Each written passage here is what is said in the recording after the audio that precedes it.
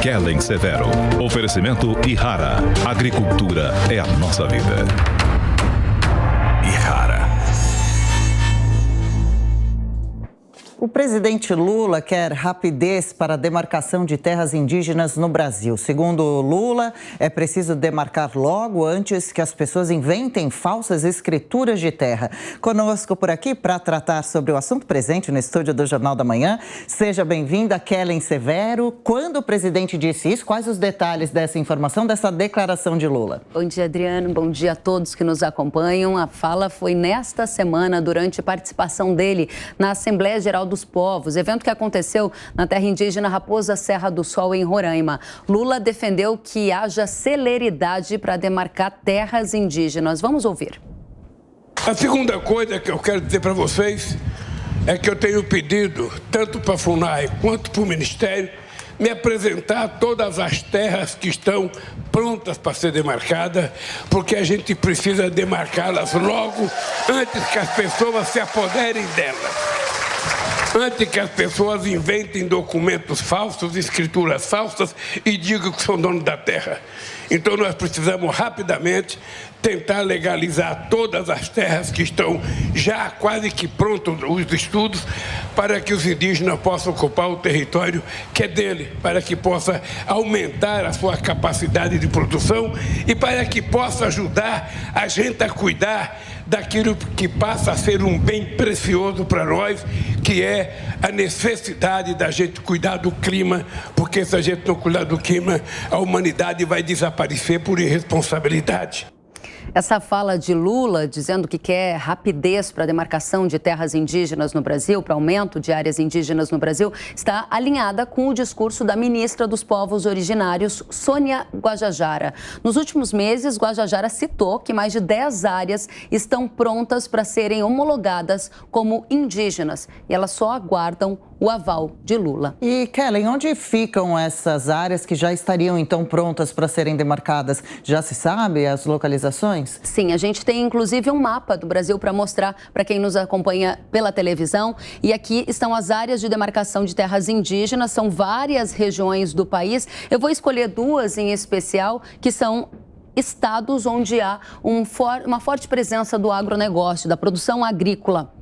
Um dos estados é o estado de Mato Grosso, em São Félix do Araguaia. Deve acontecer uma demarcação de terras indígenas ali. E a outra área é também no estado de Santa Catarina, outro que tem uma forte vocação agrícola. E esta demarcação deve atingir áreas de produção de alimentos. Para quem está acompanhando pela tela, consegue ver, todas essas áreas estão prontas para serem demarcadas como indígenas, apenas aguardando o aval de Lula. Lula que acaba de dizer que tem como meta principal acelerar essa demarcação de terras. Vamos lembrar que dados da Secretaria de Agricultura do Estado de Santa Catarina, que é um dos estados que vai ter essa demarcação de terra que está prevista, esses dados da Secretaria de Estado revelam que cerca de 500 famílias de agricultores familiares, além da população urbana de algumas regiões ali como Palhoça e outros municípios daquela Abelardo Luz, devem ser impactados caso a demarcação realmente ocorra.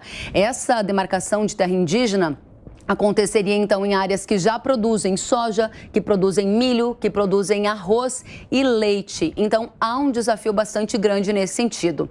O secretário de Agricultura do Estado de Santa Catarina, Valdir Colato, nos deu uma entrevista aqui na Jovem Pan News há alguns dias e ele revelou que apenas a possibilidade da homologação das áreas já elevou a tensão no campo. Vamos ouvir.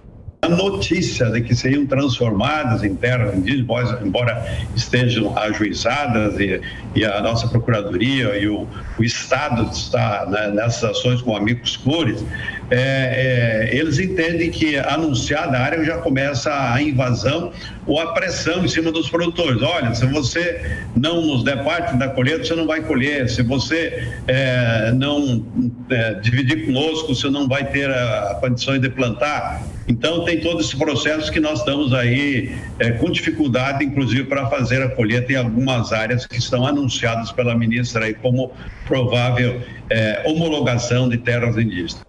Essa tensão no campo já é uma realidade, como a gente acaba de ouvir o secretário de Estado de Santa Catarina dizendo, como uma decorrência dessa expectativa da demarcação de terras indígenas, onde há décadas se tem produção agrícola com agricultores familiares com a titulação da terra. É um desafio importante para a gente monitorar. Além disso, vai lembrar que em Mato Grosso há um estudo de impacto dessa demarcação. A gente não teve acesso a esse resultado, mas isso importa para a gente entender a dimensão. Claro que a expectativa é que esse tema vá parar na justiça. Pois é, justamente essa é uma dúvida que fica, né? Porque a discussão é polêmica, a gente acompanha ela já há um tempo no país. Essas demarcações devem acontecer de forma tranquila ou realmente acabarem sendo judicializadas? Tranquila, eu acho que não. Por quê? Porque essas famílias que estão nessas áreas de produção agrícola estão ali há décadas e não há nenhum interesse de deixar a sua propriedade, a sua terra, a sua área onde se produz alimento, onde se criaram os filhos, a família, para ocupação indígena. Então, esse é um tema bastante controverso e a gente já observa que a tensão no campo aumentou. O tema deve ir parar na justiça, sim. E isso acontece por quê? Porque está na justiça, no STF, inclusive há pouco a gente via imagens do STF para sinalizar isso, lá está a discussão sobre o marco temporal das terras indígenas. Esse marco, ele pressupõe que um índio, ele pode requerer aumento da demarcação de área se ele estivesse na área em 1988, data da promulgação da Constituição. Isso é o que vale no Brasil hoje. No entanto, esse tema pode ser revisitado. No plenário do STF, nós já tivemos um voto de um ministro a favor da continuidade do marco temporal, mantendo a regra como está e garantindo segurança jurídica no país, e também tivemos um voto contrário ao marco temporal, o que significaria o fim desse marco e o fim desta regra. Onde nós estamos neste momento?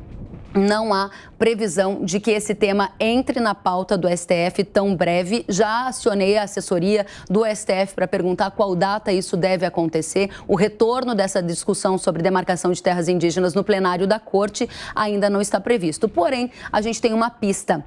A atual presidente do STF, Rosa Weber, deve se aposentar no segundo semestre deste ano. E ela já deu declarações de que pretende colocar este tema em discussão no plenário antes de se aposentar. Ou seja, a expectativa é que a gente tenha discussão de demarcação de terra indígena na Justiça, no STF, ainda em 2023. O que importa é que o agro brasileiro precisa de segurança jurídica para produzir, paz no campo e, claro, a segurança de que o direito de propriedade ele é preservado no nosso país, porque isso dá condições para a gente continuar produzindo alimentos, exportando e vendo a economia se desenvolver. Tema seríssimo, a gente tem que continuar acompanhando. Com certeza, perfeito. A demarcação de terras indígenas no país, a gente segue acompanhando, contando com você para isso. Kellen Severo, até mais tarde. Até mais, tchau, tchau. Tchau, tchau.